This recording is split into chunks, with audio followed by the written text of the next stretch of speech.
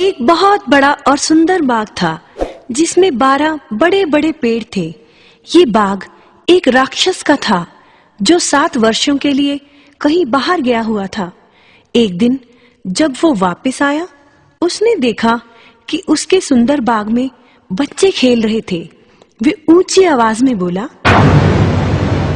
तुम यहाँ क्या कर रहे हो? ये मेरा बाग है। बच्चे घबराकर भाग गए। राक्षस ने उस बाग के चारों ओर एक ऊंची दीवार बना दी और उसके बाहर एक चेतावनी लगा दी जिस पर लिखा था, दूर रहो, अंदर आना सख्त मना है। राक्षस बहुत स्वार्थी था। बच्चे बहुत उदास हो गए। उनके लिए खेलने की जगह नहीं थी।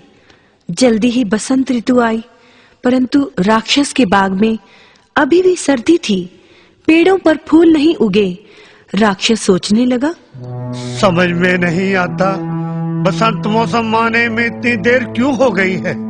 एक दिन जब वह अपने बिस्तर पर लेटा हुआ था, उसके कानों में कोयल की मधुर आवाज सुनाई दी। उसने खिड़की में से बाहर झांका। बच्चों ने दीवार में एक बड़ा सा छेद बना दिया था। राक्षस को बाहर झांकता देख सारे बच्चे घबराकर छेद में से तेज तेज बाहर निकलने लगे। राक्षस घर से बाहर आया। सभी बच्चे बाहर निकल चुके थे। सिर्फ एक छोटा बच्चा जो उस छेद की ऊंचाई तक नहीं पहुंच पा रहा था, बस वही अंदर रह गया था।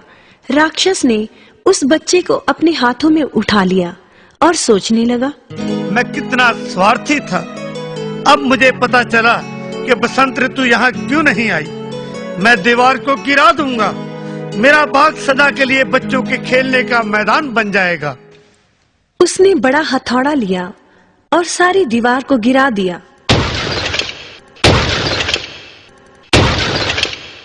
लोगों ने देखा राक्षस बच्चों के साथ खेल रहा था।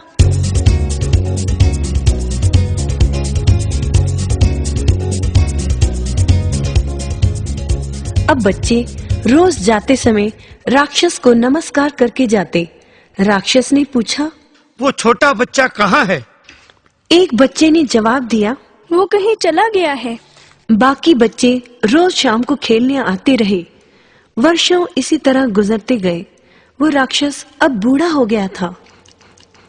एक सर्दी की सुबह उसने देखा कि एक पेड़ पर बहार दिखाई दे रही थी। उस पेड़ के नीचे वही छोटा बच्चा खड़ा था। राक्षस उसे देखकर बहुत खुश हुआ। उसने छोटे बच्चे को कहा, मेरे प्यारे बच्चे, तुम वापस आ गए हो। आज मैं बहुत खुश हूँ। ये बाग तुम्हारे कारण ही स्वर्ग लगने लगा है। तुम्हारा धन्यवाद मेरे बच्चे। और उसने बच्चे को अपने सीने से लगा लिया।